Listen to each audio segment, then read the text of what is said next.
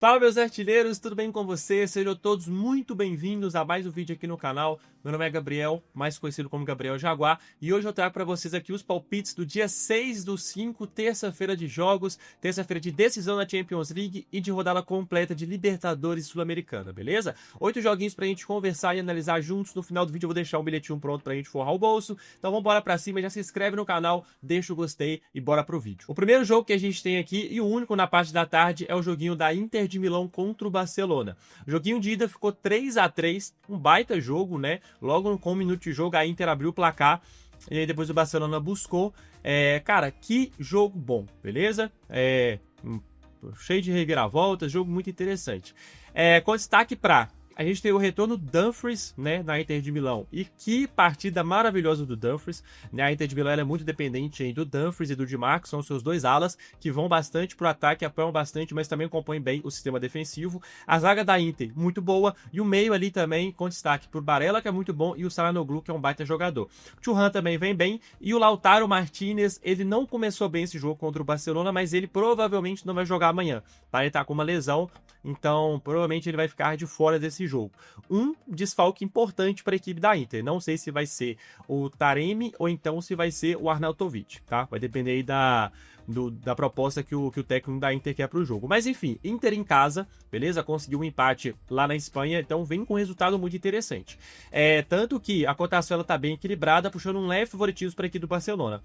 Eu não concordo tanto, porque eu acho que a Inter é sim capaz de fazer um jogo de igual para igual e até superior ao do Barcelona. E a gente tem o Barcelona aqui com peças individuais muito fortes, né? Pedri jogando bola demais, pra mim aí é um dos melhores meias atualmente do mundo, tá jogando muita bola, se não o melhor, tá jogando muita bola. De Jong também, uma peça muito importante no meio do Barça.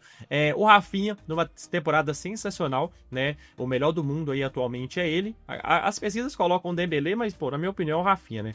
O Rafinha tá jogando mais bola que o Dembélé, apesar do Dembélé tá jogando muita bola também no PSG. E o Yamal, né? Que é diferenciado. O moleque tem 17 anos e come a bola. Até o Torres, né, o Ferran Torres no ataque do Barça tá fazendo muito gol. Então o Barça tá com uma equipe muito boa, muito forte, muito equilibrada. A zaga também é boa, o Barça joga muito. O César no gol também tá fechando o gol. Então assim, um time bem completo dos dois lados, um jogo bom, um jogo interessante. Aqui, por ser jogo de volta, né, ainda acima do jogo de ida, é jogo de gols, não tem como. Então qualquer over 2,5, ambas marcam, o que é interessante, porque no jogo de ida a gente tinha 180 minutos. Aqui a gente tem só 90 minutos. Então o jogo se torna mais ainda interessante para trabalhar gols, mas principalmente por ser Champions League, eu quero trabalhar estatísticas a favor das equipes, tá? Não puxo corda nem para Inter, nem para o Barça, nem classificação, nem vitória, nem dupla chance, nem handicap, mas eu acho interessante trabalhar gols e estatísticas. Vamos lá. O over 1,5, 1,14, obviamente bem espagado, né? Eu já esperava isso, então, para mim o over 2,5 ao 1,44 tem extremo valor nesse jogo e novamente o ambas marcam, tá? Ao 1,40. E aí, o que eu gosto de trabalhar? O mercado de estatísticas, beleza? Pega a linha de finalizações de Rafinha e Yamal. Se tiver uma linha interessante ali, provavelmente vai estar ali baseado uns 2,5, né? 3 finalizações do Rafinha, 3 finalizações do Yamal, são linhas interessantes. Finalização do Pedri é interessante também. Pro lado da Inter, se não tiver o Lautaro Martínez, o foco dessa Inter vai ser muito o Thuram. Então pode pegar a finalização ao gol do Thuram, tá? Do Marcos Thuram, pode pegar do atacante que vai jogar juntamente com ele, pode pegar a finalização de Dumfries, pode pegar desarmes ali do Barella, do De Jong. Jogo muito interessante, jogo bom, defesas de goleiros também é um mercado interessante, e o mercado de cartões dependendo do juiz, tá? Não puxaria a corda para nenhum dos lados, é um jogo pré-live para estatísticas, para gols e principalmente para a gente focar no ao vivo, beleza? Eu acho que o ao vivo aqui vai ser o mais importante nesse jogo, é assistir o jogo, acompanhar e ver ali como é que as equipes vão para campo, combinado? Mas é um jogo difícil, um jogo mais para assistir mesmo, mais do que apostar. Se for apostar, toma muito cuidado, beleza? Mas eu não puxaria a corda para nenhum dos dois times. Eu acho que a Inter é sim muito forte e muito capaz de dificultar a vida do Barcelona, e também acho que o Barcelona, apesar de ter empatado dentro de casa, pode vir cá e amassar a Inter, tá? Tudo pode acontecer, é Champions League. Vambora. Próximo jogo aqui, Atlético Bucaramanga contra Racing. O Radar Esportivo ele não tá puxando a classificação, mas eu tenho ela do lado aqui, eu vou falar pra vocês, tá? Qualquer coisa eu coloco na tela também. Vamos lá, esse grupo aí é o grupo E, Atlético Bucaramanga contra o Racing. Atlético Bucaramanga tá surpreendendo muito, tá com 5 pontos. Lembrando que o jogo do Fortaleza e Colo-Colo, ele foi meio que anulado, né? Então Tem esse ponto interessante aí, que é os 70 minutos. Acho que foi 70 minutos. Teve briga na torcida e tudo mais, morte de torcedor, então ele foi anulado, mas está contabilizando aqui como um jogo. Então são 3 jogos, essa é a 4ª rodada. Bucaramanga com 5 pontos, beleza? Um empate, 2 derrotas, está invicto ainda. Marcou 6 gols, sofreu 5, então é uma equipe bem forte. O Racing com 1 vitória, 1 empate e 1 derrota, tá? Com 4 pontos. Aí vem o Fortaleza com 4 e o Colo-Colo com 2, beleza? Jogos bem over por parte do Racing ultimamente. Eu gosto bastante de over gols nos jogos do Racing, tá? Ó, pela Liga Argentina, a gente pega 2-1. Pela Libertadores, meteu 3 na casa do Fortaleza. Na Liga Argentina, 4-1. O Bucaramanga, no primeiro turno, na casa do Racing, foi 2-1. Então, jogo de over meio, jogo de ambas, jogo bom. 2-0 pela Liga também. 1-0 aqui contra o Central Córdoba, mas venceu. E venceu o News também por 1-0, tá? 2-1 no Defensa e Justiça e 1-1 com o Colo-Colo. Então, todos os 3 jogos do Racing até o momento, ele marcou gol. E o Bucaramanga não é diferente, tá? Só que a fase na Colômbia não é tão interessante. Vejo 2 derrotas. Pro Milionários e pro Llaneiros. Empatou em 1-1 com o Fortaleza. 4-0 aqui pela Liga, 2-1 com o Racing, que a gente disse, e 3-3 com o Colo-Colo, tá? Então aqui é um jogo interessante para over 1,5 também, eu gosto, 1.40 tá maravilhoso. E se você quiser dar uma incrementada nisso daqui, eu acho que você pode pegar o over 1,5 e um gol do Racing, tá? Eu acho que pode dar uma crescida na odd, é interessante, ou só o gol do Racing, eu acho que o Racing não sai sem marcar um gol aqui não. É uma equipe extremamente forte, tá jogando muita bola nessa Libertadores. E aí aqui é disputa direta, né? 5 pontos do Bucaramanga, Racing 4, Fortaleza 4, tá tudo bem emboladinho. Então é um jogo importante para as duas equipes, eu gosto bastante do over 1,5, beleza? Alianza Lima e São Paulo. Bora lá. Alianza Lima do Peru, altitudezinha, né? Vem de uma derrota pro Cienciano, que tá na Sul-Americana, né? No grupo do Galo. Libertadores venceu Tajeres 3-2. Libertadores 2-2 com o São Paulo na casa do São Paulo. E Libertadores, cadê? Aqui, ó, perdeu de 1-0 para o Libertad, beleza? O grupinho deles, vamos lá. É o grupo D, São Paulo com 7 pontos, 2 vitórias, 1 empate, então já tá bem na liderança. O Libertad com 6 e o Alianza com 4. O Tajeres com 0, tá? Então, praticamente eliminado. A disputa aqui vai ser ou essa vaga aqui pela segunda colocação até a liderança ainda, mas também para não descer para a Sula, né? Para continuar vivo aqui na Libertadores. Então, São Paulo com 7, Libertad com 6, Alianza com 4. Jogo muito importante para a equipe do Alianza Lima, beleza? Lá foi 2-2, então acho que é um jogo que pode levar dificuldade pro São Paulo, e o São Paulo tá lá essas coisas não, tá? Empatou com o Fortaleza em 0-0, empatou com o Ceará em 1-1. Essa vitória sobre o Santos aqui, o São Paulo jogou até bem, mas não convenceu. Mas é um São Paulo que tem muito empate, cara. Tanto na Libertadores quanto no Campeonato Brasileiro, tá com muito empate no histórico. E não foi resultados tão expressivos assim na Libertadores não, né? Venceu por 1-0 o Tajeres aqui, 2-0 o Libertad e empatou em 2-2 com a Alianza Lima, tá? Então eu vou puxar o seguinte, cara. O Alianza Lima em casa, equipe forte, equipe difícil de jogar contra. Eu vou puxar aqui. Deixa eu ver o histórico do Alianza contra equipes brasileiras. Será que a gente consegue puxar? Só um minuto. Cara, eu puxei uma estatística bem interessante aqui. Momento histórico para o Alianza Lima. O retrospecto dos peruanos do Brasil e Libertadores era, no sentido literal, nulo. O Alianza Lima nunca tinha conseguido pelo menos um empate em solo brasileiro pela competição internacional. 19 jogos e 19 derrotas. Cara, de 19 jogos, perdeu todos os 19, nunca tinha somado um ponto aqui pela Libertadores. Cara, que bizarro, hein? E o São Paulo conseguiu um 2-2.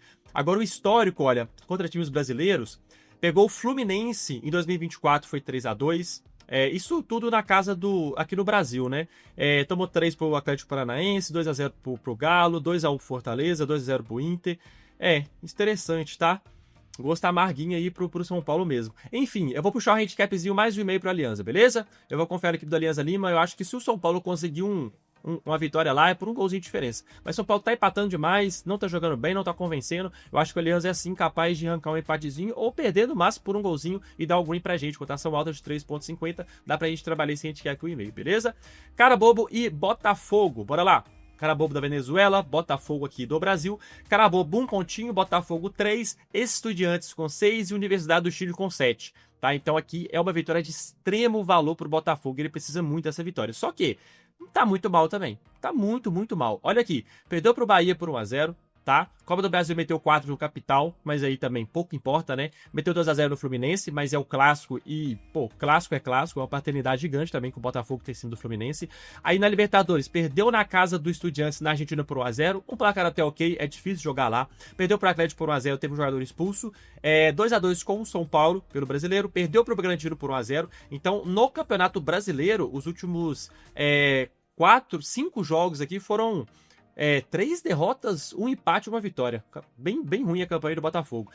Venceu por 2-0 o Carabobo, tá? E perdeu para a Universidade do Chile por 1-0. Então os 2 jogos fora perdeu por 1-0, beleza? O Carabobo, vamos lá.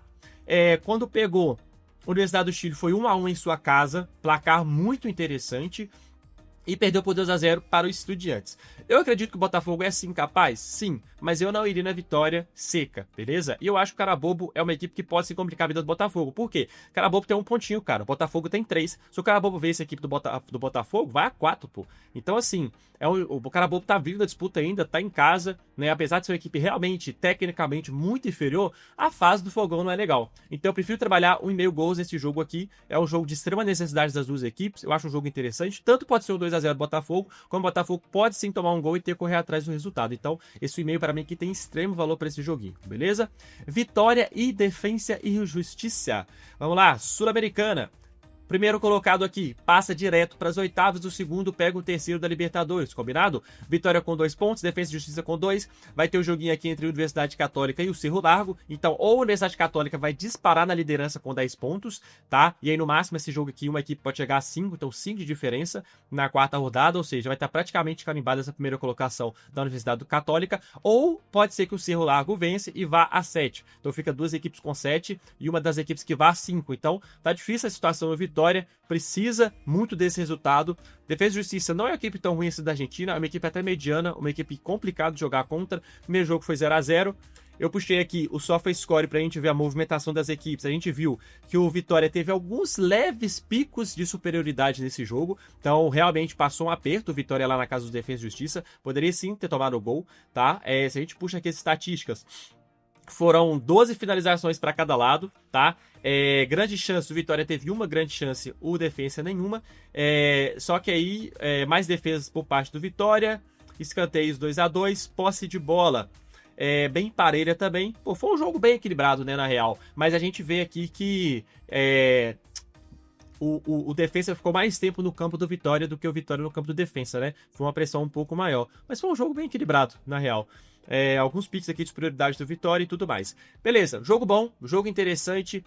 Eu acho que o Vitória sim é capaz de pelo menos segurar um empate dentro de casa. Então vamos puxar esse Vitória um empate. Extrema necessidade de vitória, vai pra cima. O históricozinho do Brasileirão não ajuda tanto a gente, tá? A gente vê só uma vitória aqui nos últimos 10 jogos, mas enfim, é Sul-Americana. O Vitória voltou depois de muito tempo. Eu vou confiar nessa equipe do Vitória, tá? Pra não perder, é vitória ou empate, combinado? Fortaleza e Colo-Colo. Pra mim aqui é jogo de gols, nem precisamos enrolar muito, tá? Colo-Colo é uma equipe forte do Chile, uma equipe boa, capaz de marcar no Fortaleza. O Fortaleza tem um ataque bom, mas uma defesa extremamente frágil. Tanto o Campeonato Brasileiro quanto na Libertadores, as duas equipes precisam muito dessa vitória. Como eu já disse, né, o grupinho deles tem o Bucaramanga com 5, o Racing com 5, Fortaleza 4 e o Colo-Colo 2. Então as duas equipes precisam da vitória. Eu vou trabalhar o over 1,5 aqui a 1,40, beleza? Corinthians e América de Cali, bora lá. Vou puxar a classificação. América de Cali com 5, Corinthians com 4, Huracan com 7, beleza? Então, se o Corinthians vence aqui, ele ultrapassa a equipe do América de Cali. Provavelmente o Huracan vai vencer o Racing, então o Huracan vai a 10, beleza? O joguinho lá foi 1-1, América de Cali e o Corinthians. A América de Cali levou bastante perigo para a equipe do Corinthians, mas o Corinthians teve algumas chances também boas de gol. A América de Cali vem num retrospecto aqui bem mais ou menos, né, na sua liga. O jogo lá foi 1-1, né, como eu disse, e o Corinthians vem até bem, cara. Vem de uma vitória muito boa contra o Inter. Tá certo que o Inter teve um jogador expulso, mas uma vitória muito boa para dar um ânimo ali no Campeonato Brasileiro. Venceu o Racing por 1-0. Cadê? 1-1, né, como eu disse, e tomou 2-1 pro Huracan na estreia em casa. Cara, que eu vou pegar a vitória do Corinthians, beleza? Eu acho que vai chegar nesses momentos aqui mais decisivos, a torcida do Corinthians vai empurrando muito, vai apoiando muito, elenco por elenco, o Corinthians tem um elenco muito melhor, eu acho que em casa ele vai sim fazer o dever de casa e vai sair com essa vitória, beleza? Se não quiser arriscar tanto, cara, pode pegar o empate anula, beleza? Mas eu vou confiar nessa equipe do Corinthians, eu vou pegar essa vitória aqui, combinado? E pra fechar, San Antônio Bulu contra Peñarol, vamos lá? Esse jogo é do grupinho H, beleza? O Vélez com 6 pontos, o Clube Desportivo Antônio Bulu, esse daqui, tem 6 pontinhos, o Penharol 4. E o Olímpia com 1. Então também é um joguinho aqui que, se o Penharol vence, ele ultrapassa o Bulu Bulu. Se o Bulu Bulu vence, dependendo se o Vélez vence também, ambas vão a 9 e abrem bastante distância ali do Penharol. Então, Penharol que ano passado chegou até a semifinal, né, da Libertadores, perdeu pro Botafogo. Jogo muito bom, muito interessante. Cara, esse time não é fraco do Bulu Bulu, eu vou puxar um golzinho dele, beleza?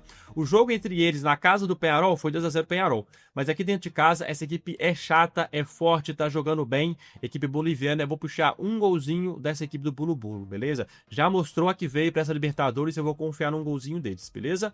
Então é isso, turma. 8 joguinhos aí muito bem analisados. Vou deixar o bilhetinho pronto no final do vídeo. Tamo junto demais. Muito obrigado por acompanhar até aqui. Um grande abraço. Até amanhã. Fui!